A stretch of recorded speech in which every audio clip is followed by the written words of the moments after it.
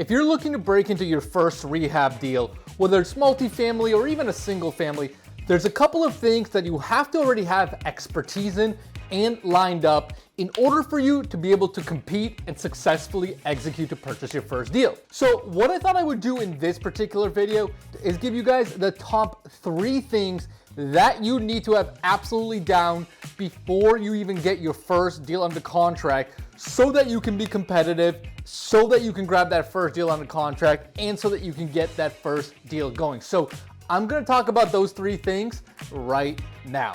What's going on, guys? My name is Lior and welcome back to my channel.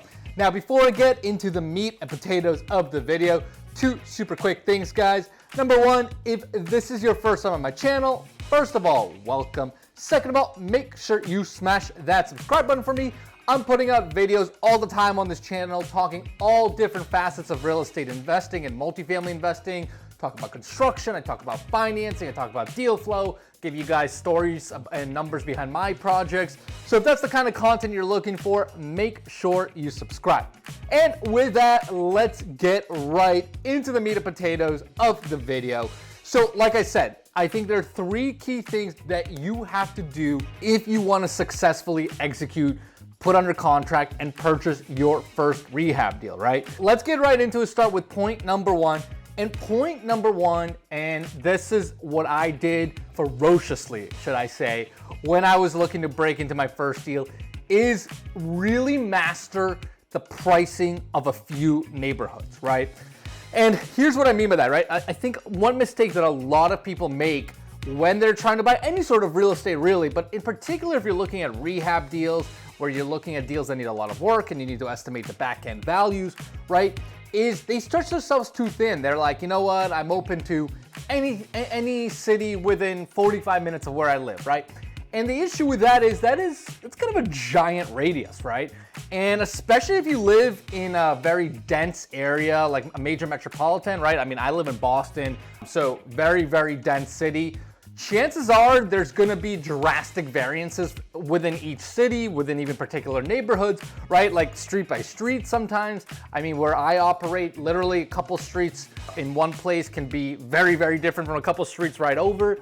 You know, so you're not really building that expertise in your particular markets, right? So having such a wide radius is actually hurting you, right? So my suggestion is become really, really, really good at understanding a couple of neighborhoods, maybe, 2-3 cities max, something like that, right? And really learning the ins and outs. I would look at all online inventory, right? So I would look at, hey, what are homes trading at that need work? What are homes trading at that are renovated, right? And this will allow you also, if you want to dive into the off-market space and potentially buy your deal that way, this will also allow you to evaluate deals in the off-market space quickly, right? Because, if there's a good deal in the off-market space, it's probably gonna move quick, and you need to know quickly whether it's a deal that works for you or not, right?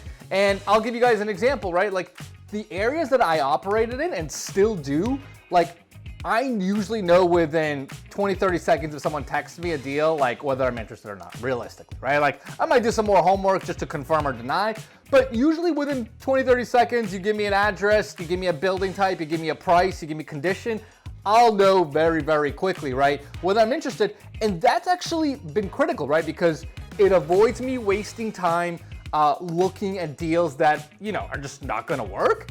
And B, if there are deals that work, I can move on them super, super quick, right? Like, if an agent or a wholesaler texts me a deal and, since I know my market so well, I can right away move on it, right? I'm like, hey man, I'm interested, when can I get in? Let's go check it out today, right? Like that's literally how it is. And that's even today helped me secure even my last deal that I purchased, right? I mean, an agent texted me, said, hey, I've got this deal. I right away knew there was a ton of value there, like they were missing something, and I knew I could do really well on it. And I saw it the next day and put it under contract that night, right? So becoming an expert first in a couple of areas, especially someone new, is critical. As you become more experienced, then you can start to build out and look at more and more cities, which is obviously something that I've done over the years. But at first, just get really good at a couple of areas. Number 2 thing you need to consider and get really good at is knowing price of construction, right? Because, if you're gonna be looking at rehab deals, obviously there's gonna be rehab involved. And one of the biggest factors in terms of, deciding your numbers is your construction costs, right? And look, I remember really, really well when I was new, like one of the biggest things that scared me was I just did not know how to properly estimate construction costs, right? And one of the things I did that I thought, that looking back was, really helped me out was I partnered with someone that really knew the construction costs. I mean, they were basically a contractor, right? And they had a great feel of the construction costs, so I was able to learn through them. So what can you do if you're someone that's new and don't have a great grasp of construction costs? Two things, right? Number one, you could do exactly what I said is, form some sort of relationship with a general contractor or someone that, has done a lot of deals, right? And, if you can form that relationship, provide enough value, if you guys maybe want to work together, then you can bring that person in to walk properties with you, and they can give you a fair estimate of what's it going to cost because they're going to be involved in the deal, right? And again, I'll give you another side story of that is I literally have done this as recently as this year, right? And I've now ventured off and helped finance some new construction deals. I mean, it's not like I know the back of the hand what a new construction place is going to be building for in a specific area. So one of the things we did is we partnered up with a GC, gave him some equity in the deal that's going to be building the home. He was able to quickly, as soon as we got the deal, he was able to quickly tell us, yeah, this is what it's going to cost you to build. And boom, now we have our numbers finalized, our GCs incentivized, and we're ready to roll, right? So it's a great, great strategy. Now, if you don't want to do that, not a big deal, right? I mean, there's plenty of paths. You have to figure out a way to learn what general construction costs, right? So, other things you can do to learn that is talk with local investors in your marketplace, right? If you can provide value to them or catch them at meetups or something like that, you can talk to them and see what do they typically spend to renovate, rehab a place, or do kitchens and baths. You can attend meetups that are on site of people's projects, right? I know most marketplaces have something like that. I mean, I run a meetup like that myself, right? Like sometimes I'll let people come into my project sites on the weekend, we'll do a meetup, we'll talk about all the numbers, and that's a great way to learn, here's someone that's doing a lot of deals in this market, what does it cost them to gut rehab, to do kitchens and baths, right? So, there you have the information out there, you just have to figure out a way to get it, right? So really figure out a way, whether it's partnering with someone, networking and talking with folks, figure out a way of figuring out what is it going to cost me to do my rehab, whether I'm doing regular apartment kitchens and baths, whether I'm going to be gut rehabbing, whatever your strategy is, this is really, really important. And then number 3, guys, is have your financing locked up. Really, really critical, right? And there's two sides to the financing, as you probably know. There's the equity side to it, and then there's the debt side to it, right? And basically, those are just fancy words. Debt side is your mortgage, who's going to give you your mortgage for the acquisition and potentially finance your construction. And then how are you getting your equity, which is basically your down payment and your cash for all the holding costs, right? So on the mortgage side or the debt side, if you're new and you're going to be doing a rehab deal, most likely you're going to finance your deal through a hard money lender.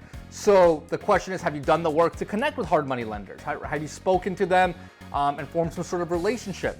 Ideally, maybe you've talked to someone and even submitted some docs and they kind of said, yeah, your docs look good, just bring us a deal and we should be able to get this done, right? That's kind of the most ideal world. And you also know exactly what loan of value they can most likely come up to, right? So will they do 80% loan of value on the acquisition, 85, 90, 70?